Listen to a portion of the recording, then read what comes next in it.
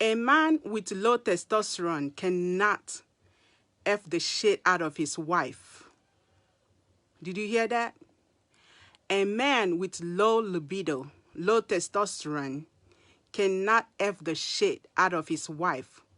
He is simply what Tonto Dike called 40 seconds man. But a woman without testosterone can ride her man like a horse and take his breath out of this world. Okay? This is because testosterone is a huge part of being a man. Testosterone gives men ability to reproduce. It makes men look sexy. It makes men competitive. It makes them aggressive. Testosterone in men want to make them take risk. It also shows how a man behaves and treats the people around him, either positively or negatively. Testosterone is the reason why men go to war. It is the reason why men join street gangs, become armed robbers, join terrorism, become Boko Haram, or even become killers. Testosterone is the reason why men become fathers, husbands, presidents, leaders, and a lot more. Testosterone have created good, competent leaders and bad, incompetent leaders, which have shaped the world the way it is right now. Because since the beginning of the world, testosterone have been leading the world. Your testosterone can either make you successful or make you a failure. The human society is manufactured by human brain. Because the way a man behaves, a man, I mean male, the way men behave is as a result of expression of testosterone in his brain. Testosterone is the reason why we have laws, customs, religion, so that your testosterone can be regulated and channeled in a way to keep the society safe. Testosterone do not control women. It controls men. And that's my opening. Do you like it? I hope you're following. So I've been able to tell you how testosterone is a very huge part of a man's life. Okay? So testosterone in men is a major role in men, all right? So the reason we have bad leaders or bad politicians, bad husband or broken home is because we hire incompetent leaders instead of competent leaders. And the thing that contributes, testosterone is the things that contribute, is one of the major things that contribute to the problems and failures we face in the world. Most times, we select our leaders, whether as a politician or office leader or a husband, we make the mistake of choosing confidence over competence. We choose somebody that has a lot of charisma, entertaining, instead of somebody with humility or somebody that has our interest at hand.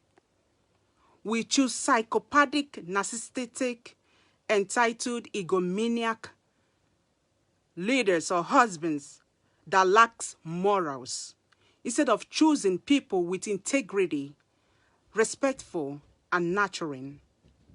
The type of testosterone we choose to lead us, or the type of testosterone we welcome into our lives, contributes to our happiness, our success, and longevity. How long we live in the world depends on how we choose who to lead us. Our leaders can be politicians. It can be your husband. It can be your office leaders. Because testosterone is a huge part in a man's life. It shapes what type of person you choose to lead you. Growing up in Nigeria, as a young girl, I see some of my age grade, they started getting married from secondary school to higher institution. My friends, they were all getting married. Most of these people, they were not thinking about what type of testosterone am I choosing? I mean, a man. What type of a man am I choosing to be my husband? All they're interested is that my age mate is getting married. I have to get married. When I mean like 18 years, 19 years, 20 years that have not even started life, they are just getting married. They are just welcoming any type of testosterone in their life without checking what type of testosterone am I choosing. Is this testosterone going to give me happiness? Is this testosterone does this testosterone has integrity? Is this testosterone going to love me and be humble, respectful to me? We were not, I saw my age mates or my friends and people around me because society is pushing women to get married. So a lot of women, a lot of Nigerian, I'm talking about Nigerian women, they are not thinking about what type of husband am I choosing. They just, oh, somebody came to marry me. I have to marry her because if you don't marry this person, you don't know if another person is going to come. So many of them, they choose somebody because, oh, maybe this person has a car. Or maybe this person came back from overseas. So I've got to choose this person. I've got to marry this testosterone. I've got to hire this testosterone forever in my life without checking. And this goes to the type of people who vote for, the type of people who choose to lead us. Which most people, they vote based on party line. Oh, I'm PDP. I'm APC. Okay? I have to choose this person because this person is an APC. Or is a Democrat, is a liberal, is a conservative. We're not thinking about what politics does this person have? How is this person going to contribute to the growth of my country? How is it going to keep us safe? I'm talking about testosterone. Testosterone controls men. Forever, men has been leading the world. Okay? So we don't think about the testosterone, the type of testosterone we come into our lives. We just marry them, choose them as our leader, as our politicians, as our governor, without even checking. Maybe the person has a charisma. He's a very handsome guy. You know how Obama is? Very handsome, tall, eloquent, well-spoken, has a lot of charming. He's very charming. We just chose him. We're not thinking, that is confidence, has a lot of confidence. We're not thinking, is this person competent? Is this person competent? Because it's somebody that has competence is humble, is respectful, is loving, is nurturing. We don't think about that. Or we think, man, he's not boring. The most boring people are the good guys. But we don't think about that. Or we think about, oh, he has a car, he takes me out, he buys me stuff or whatever, he takes me shopping and stuff. You see the type of clothes he wears, he looks good, smells good, whatever, like that's, we just choose any type of testosterone, welcome any type of testosterone in our lives. And then, after everything, what happens? And our life continues. It is either makes us or break us. Imagine a husband feeling that he is so superior than the members of his family, the members of his household. Such a person will have a lot of chip on his shoulder. Anybody that feels superiority over anybody will be an arrogant person. The person will be proud, disrespectful, narcissistic, and will have a lot of authority. The person becomes an elephant in the room. An elephant in the room. Like I said, some women, when their husband travel, they are free. They are happy. They don't care about, but some of them, once their husband comes back, you see, their mood will change. They wish this man shouldn't have come back now. He should have stayed outside. Their children will be distant. You see, children, they're not close to the dad. Daddy don't even know my children. He don't even know the steps they make, the movement they make. You know, their spoken and unspoken words. They don't know. You know, because the husband behaves like I'm the superior, I'm the lion of this house. Okay? And everybody will be scared of you. Everybody will be distant. The children have problem, they can't come to the husband or the dad and say, Daddy, this is my problem. They don't do that because daddy is behaving like a superiority, okay? Those people can only respect you because they don't have any option than to respect you, all right? That's just how it works. Imagine somebody that feels that he is superior more than others. Imagine if you have such an ideology and you become a nation leader, you become a president of a nation. You understand how it is? The person will be so drunken and intoxicated with power because power intoxicates. Okay? The person will see the rest of the nations, the rest of the citizens as subhuman, as inferior. And that's how we get bad leaders. That's how we get bad governance. Okay? The person, that's how we get, bad. They will see other people as being inferior because they feel superior. That's how we have arrogant leaders, bad managers. That's why we have cheaters.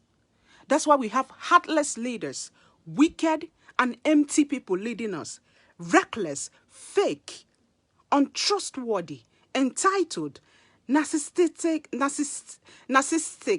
and proud people leading us. Because this person feels, oh, I'm superior, I'm bigger, I'm better than my citizens. That's how democracy dies. A complete testosterone that is a competent leader or a competent husband don't see himself as a superior to his wife, to his family, and to his nation, but as a masculine. Remember, just listen to what I'm saying. A competent husband, a competent leader, don't see his wife, his family, his nation as inferior. He don't see himself as superior. He see himself as a masculine energy. A masculine energy who protects, provide, love his family and his nation. He does not cheat on his wife or his nation. And even if he falls short and cheats on his wife, he will be very remorseful. He will beg for forgiveness. And he will try never to do such thing ever in his life again. That's a competent husband. That's a competent leader. A complete leader is a leader a competent leader is a person that is a problem solver, not a problem maker. It's not the type of a person a woman will remember you start having a heart attack. I don't know where my testosterone is. Is my testosterone on top of another woman? Is my testosterone doing something bad? No. When you are a competent husband, your wife remembers you. She feels with joy. She cannot wait for you to come back because she cherishes you. She misses your presence. That's a competent leader. Competent leader is not superior, but masculine energy that protects, love, nurture his family. He is very respectful, very flexible, very humble. He is effective. He is gentle. He inspires and empowers his followers. He is ethical and he is honest. Okay? And that is my video for today. All right? I hope you got what I say. And if you have any question to ask, you ask, okay? So the conclusion of everything is this. When you have competent testosterone, competent leaders don't see themselves as superior. No. Because if you see yourself as superior over the people you rule. How are you going to rule them? You can't rule them. You treat them like shit. You treat them like subhuman. But if you see yourself as a leader, you know, a leader protects, a leader fights and protects the people he loves. He makes sure that these people are happy, they are okay.